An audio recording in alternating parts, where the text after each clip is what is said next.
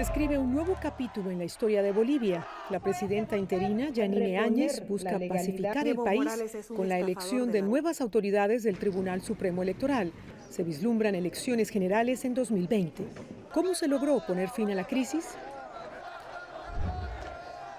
Bienvenidos a Yaniot PM. Tras la renuncia de Evo Morales a la presidencia y con la llegada de un gobierno interino, la mandataria Yanine Áñez enfoca sus esfuerzos en organizar nuevas elecciones presidenciales sin la participación de Evo Morales. ¿Podrá la presidenta darle legitimidad al proceso institucional para escoger al próximo presidente de Bolivia?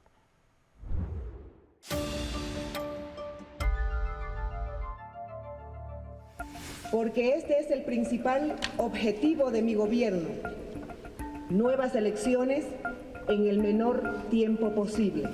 La presidenta interina, Yanine Áñez, busca cumplir con los acuerdos de la mesa de diálogo entre representantes del gobierno interino, los partidos políticos y la sociedad civil. Con el apoyo de organismos internacionales, los sectores afines a Morales sellaron la paz con el Ejecutivo Provisional. Tras los acuerdos, el Congreso, controlado por el partido de Morales, aprobó por unanimidad la ley de régimen excepcional y transitorio para la realización de nuevas elecciones. Informe, diputada secretaria. Existe unanimidad, presidente. La ley establece la depuración del padrón electoral e impide que Morales y su vicepresidente sean candidatos. Otro de los compromisos fue la elección de un nuevo tribunal electoral que tendrá la tarea de organizar comicios confiables. De esta manera se busca poner fin a la crisis política y social que ha vivido Bolivia tras semanas de violentas protestas que dejaron al menos 35 muertos. Una cuestionada elección presidencial plagada de denuncias de fraude puso a los partidos de oposición en pie de lucha. Esta manipulación lo que está tratando es de bloquear completamente la segunda vuelta y nosotros queremos denunciarlo. En un contundente informe, la OEA ratificó el fraude. Afirma que se alteraron actas, se falsificaron firmas de jurados y se direccionaron datos a 2 servidores ocultos. El pedido de renuncia de los militares fue la estocada final. Sugerimos al presidente del Estado que renuncie a su mandato presidencial. Para unos fue un golpe de Estado. Por el nuevo triunfo en la primera vuelta empezó el golpe de Estado. Para otros triunfó la protesta ciudadana que por meses denunció un golpe del presidente a la Constitución que solo permite una reelección. Morales buscaba un 4º mandato consecutivo, incluso a pesar de haber perdido un referéndum para modificar ese artículo constitucional. El Tribunal Constitucional, afín a su gobierno, habilitó su candidatura argumentando que se le estaban violando sus derechos. Pero ahora el gobierno interino de Bolivia quiere denunciar a Evo Morales ante organismos internacionales por graves violaciones a los derechos humanos. ¿Revancha o justicia? ¿Cómo es la Bolivia después de Evo Morales? Para contestarnos esa pregunta, le damos la bienvenida al expresidente de Bolivia y delegado presidencial en defensa de la democracia, Jorge Quiroga, quien además será el encargado de contarle al mundo las violaciones a los derechos humanos que se le atribuyen a Evo Morales y a su gobierno. Bienvenido, presidente. Gracias por acompañarnos. Gracias, Patricia. Buenas noches. Muy buenas noches. Bueno, quiero comenzar con una pregunta que muchos nos hacemos. En medio de ese gran estallido social que vivió su país, ¿cómo lograron ponerse de acuerdo con el MAS, el partido de Morales, que controla el Congreso en Bolivia, y convencerlo para que aprobara leyes determinantes para encontrar ese rumbo democrático y constitucional en el que está dirigido ahora el país? Patricia, fueron 3 fases. La primera, indignación popular masiva, abrumadora, con protestas de gente joven como nunca se han visto en la historia, denunciando el fraude y reclamando democracia porque sobraban las evidencias del fraude. Una vez que sale el informe preliminar de la auditoría de la OEA, que lo establece de forma meridianamente clara, hay focos instigados por Evo Morales desde su asilo en México, en Cochabamba, Cocaleros del Chapare y en el Alto, que se van sofocando y aplacando cuando los mismos dirigentes del MAS comprenden que hubo un fraude grotesco, que va a haber nuevas elecciones y que bloquear o quemar no es una forma de ganar votos. Y se avienen a aprobar por unanimidad en el Congreso la convocatoria a nuevas elecciones, anulando las anteriores y ratificando la vigencia de la Constitución, que señala que Evo Morales no puede volver a candidatear porque ya tuvo 3 mandatos cuando su Constitución solo le daba 2. Entendieron que el futuro es votando y en elecciones. ¿Y qué tan determinante fue la labor o la habilidad política de la presidenta interina, la señora Áñez? Ella mandó una señal muy clara de que está acá para hacer un gobierno de transición y convocar a elecciones. La composición de la Corte Electoral tiene un vocal, como se dice en Bolivia, designado por la presidenta, 6 por el Congreso. Ella designó al boliviano que debe ser el más competente en materia electoral en el mundo. Salvador Romero, un profesional de casi 50 años que ha trabajado en esto 25 años. Esa es la señal de que se quería avanzar. Y ahora el desafío está en manos del Congreso para en los próximos días terminar de nombrar los vocales y con esa corte depurar ese padrón que está absolutamente podrido, el padrón electoral, el registro de votantes, como lo ha señalado la OEA, y también evitar el fraude informático que fue colosal, como lo ha denunciado anoche contundentemente el informe final de la OEA. Vocales transparentes, padrón confiable, sistema informático transparente son las claves de tener elecciones limpias y la presidenta y su gobierno han dado esas señales de forma rotunda. Ya vamos a hablar del informe de la OEA. Ya uno de los ministros de la presidenta interina dejó claro que ella no va a ser candidata presidencial.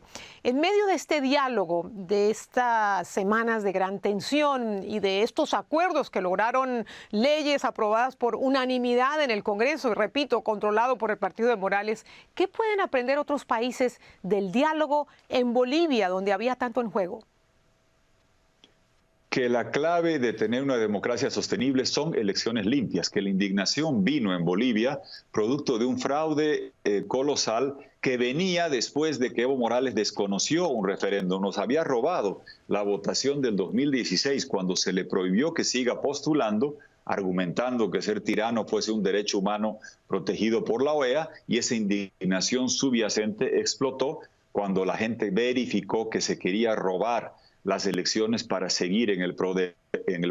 La clave para los hermanos de América Latina es que el autoritarismo se engendra con el continuismo. Hay que respetar los límites de mandatos y no jugar con ellos. Si es 1, como es en Perú, como es en Chile, pues así que sea. Si son 2, como es en Argentina, Brasil o Estados Unidos, pues así que sea. Aquel que busca violar la Constitución, quebrar los límites de mandatos para quedarse en el poder, después termina pulverizando la democracia, conculcando libertades y amordazando a la prensa. Esa es la lección que queda de Bolivia y que también la vemos en Venezuela. Sin lugar a dudas. ¿Cómo evaluó usted el papel de México en el asilo que ya le otorgó al presidente Evo Morales? Que le den asilo no es el problema, que un asilo instigador, activista, llamando a quemar ciudades, llamando a dejarnos sin gasolina ni comida es inaudito. La doctrina Estrada de la que se jacta México, de no injerencia en otros asuntos externos, quedó pulverizada, porque Evo Morales llama y ha sido grabado llamando a hacer bloqueos para dejar a ciudades sin gasolina, sin comida. Y además es contradictorio que México esté asilando al narcotráfico. Evo Morales es el jefe de los cocaleros del Chapare hace más de 35 años, donde se produce la cocaína que va a México, que va a otros países y que afecta a nuestras democracias. Él representa el prorroguismo, cuando México es el país del sufragio efectivo y no hay reelección, un mandato y nunca más, jamás. Y Evo Morales estaba buscando el 4º mandato. Patricia, ahora, imagínate tú si el 2036 López Obrador estuviese buscando el 4º mandato. Y ahora representa el fraude que tanto denunciaba López Obrador y que ahora lo está asilando. Miremos un poco más hacia el sur, con Alberto Fernández llegando a la presidencia de Argentina en los próximos días. Argentina es un país que compra gas de Bolivia. ¿Cómo va a cambiar el panorama de la relación bilateral?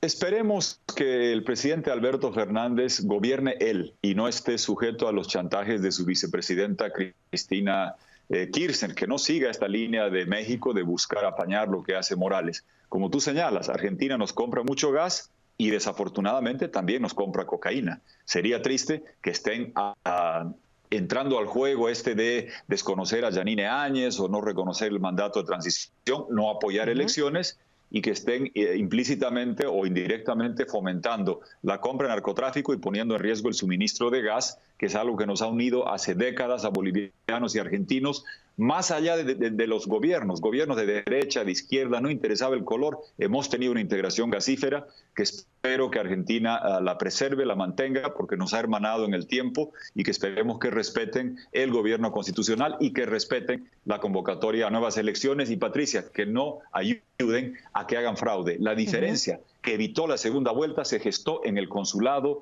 boliviano en Buenos Aires, donde fraguaron firmas y actas de compatriotas migrantes. Entonces debería darle vergüenza a un próximo gobierno de Argentina defender a Evo Morales cuando solamente se quiso robar la presidencia, y el margen que le garantizó evitar la supuesta segunda vuelta, hubo un fraude gigantesco domésticamente, pero el margen final fue en el consulado de Buenos Aires. ¿Y usted tiene pruebas de eso? A los hermanos migrantes bolivianos. ¿Usted tiene pruebas? ¿Hay pruebas?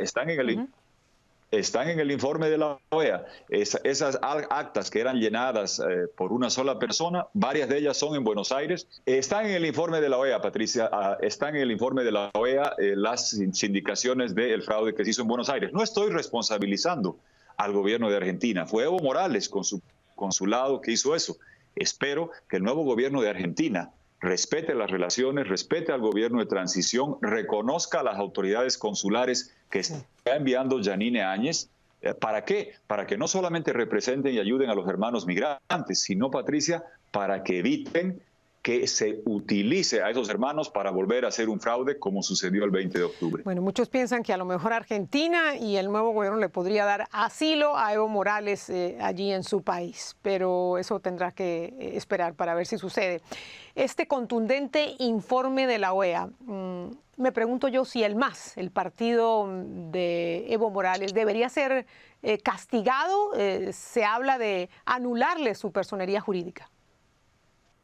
No comparto, porque los delitos los cometen personas, Patricia. El MAS tiene miles de representantes, gente que puede optar a cargos locales, regionales y congresales en una próxima elección. El fraude lo cometieron Evo Morales, su vicepresidente, los vocales de la Corte Nacional y unos cuantos operadores informáticos, y a ellos les debe caer todo el peso de la ley. Evo Morales debe ser procesado por haber cometido el fraude más grande de la historia de América Latina. Él sí, el partido no. Hay gente legítima, representativa, que está en el Congreso, que está en un espacio local y tienen todo el derecho a buscar esos cargos en elecciones venideras, tanto nacionales como subnacionales. Y aparte del fraude, ¿de qué otras cosas se acusa a Evo Morales? Porque muchos se preguntan si esto será revancha o justicia.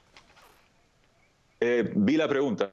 No es ni revancha ni impunidad. Queremos justicia. Ni revancha ni impunidad. Hay gente del MAS que está buscando impunidad. Van a aparecer, mire, hay enorme cantidad de denuncias de corrupción y hechos dolosos a lo largo de 14 años que van a llover todos los días. Pero hay un caso paradigmático, emblemático. 3 europeos el año 2009 fueron ejecutados extrajudicialmente en su cama. Un irlandés, Michael Dwyer, en el aeropuerto fue ejecutado. Irlanda tiene esta información, Unión Europea también, la CIDH, la Comisión Interamericana de Derechos Humanos, tiene todo esto.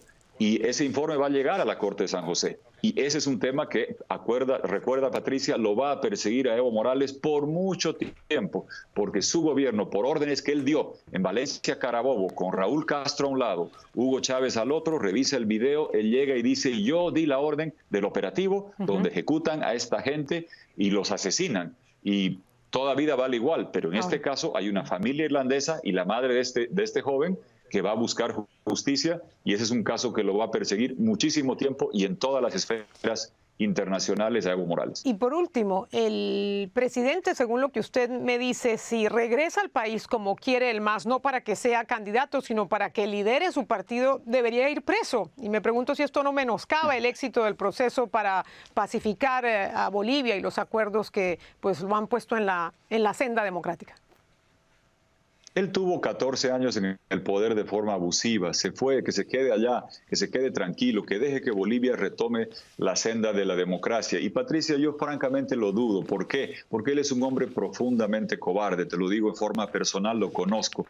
El lunes, él supo supeditaba, él condicionaba la sucesión constitucional después de que él había renunciado, que había pedido que anulen las elecciones, que había pedido que se convoquen a nuevas, que había exigido que se remueva a los vocales fraudulentos. Todo eso él lo dijo el domingo 10 de noviembre por la mañana. En la noche renunció y lloraba para que llegue el avión mexicano. Personalmente hice gestiones con la Fuerza Aérea para que llegue el avión mexicano y se vaya a su asilo a las 11 horas de la noche del día 11 del mes 11.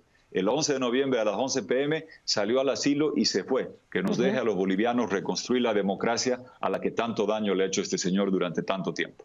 Muy importante el proceso que están viviendo por estos días, por los próximos meses su país. Gracias, expresidente, por acompaños en esta edición de Gracias, Diario Patricia. T. Gracias. Él es el expresidente de Bolivia, Buenas noches, gracias. Jorge. Nos esperan que con la elección de los nuevos miembros del Tribunal Supremo Electoral se puedan organizar unas elecciones transparentes, justas, sin favoritismos, que terminen de sacar al país de la crisis institucional. El partido de Evo Morales no tiene aún un candidato presidencial, pero si renueva su liderazgo seguramente tendrá un candidato que será un fuerte contendor. Está por verse cuál será el precio que pagaría el MAS tras ese informe de la OEA en el que se reconfirma el fraude en los pasados comicios. Ojalá que quien resulte ganador de estas elecciones sea elegido con una victoria contundente, con un claro mandato que le daría una amplia gobernabilidad al nuevo presidente para enfrentar tareas fundamentales, como son sanar las heridas que dejaron abiertas estas violentas protestas, este estallido social y así intentar ponerle fin a la polarización que tanto divide a los bolivianos. Este nuevo mandatario también enfrentará un panorama económico que no le será tan positivo como el que tuvo Evo Morales, quien gobernó en épocas de vacas gordas. Heredó un país con muy poca deuda externa, tuvo la suerte de una bonanza en los precios de los commodities y esto hizo que la economía boliviana creciera al 4% y se invirtiera en programas sociales y se redujera la pobreza. Pero el dinero comenzó a mermar después que se hicieran inversiones de grandes proyectos de infraestructura y con los precios internacionales cayendo. Hoy las reservas de Bolivia han disminuido a menos de la mitad y el país tiene déficit fiscal. Es muy posible que haya que hacer algunos ajustes. El próximo mandatario o mandataria tendrá que hacer algunos ajustes porque la economía ha comenzado a desacelerarse. El resto de la región puede sacar lecciones de cómo mediante un diálogo fructífero, la oposición y el partido de gobierno con un férreo control de los poderes públicos se puso de acuerdo para buscar una salida electoral que frenara el gran estallido social y evitara la pérdida de más vidas humanas y de cuantiosos daños materiales. Gracias por acompañarnos en esta edición de Ya New PM. Hasta la próxima.